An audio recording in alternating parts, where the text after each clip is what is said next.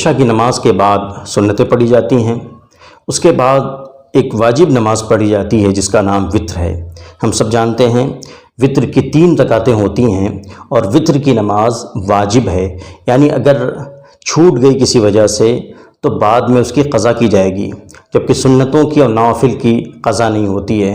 تو وطر کی نماز واجب ہے، 3 رکعت پڑھی جاتی ہے اور تیسری رکعت میں دعائے قنوت پڑھی جاتی ہے۔ بہت سے لوگوں کو یہ دعائے قنوت یاد نہیں ہوتی، تو یہ دعائے قنوت یاد ہونی چاہیے۔ تو آئیے آج دعائے قنوت سیکھتے ہیں۔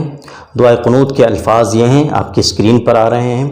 اللہم انا نستعینک ونستغفرک ونؤمن بک ونتوکل علیک ونثنی علیک الخیر ونشکرک ولا نکفرک ونخلع ونترک من یفجرک اللہم ایاک نعبد ولک نصلی ونسجد وإلیک نسعى ونحفظ ونرجو رحمتک ونخشى عذابک ان عذابک بالکفار ملحق۔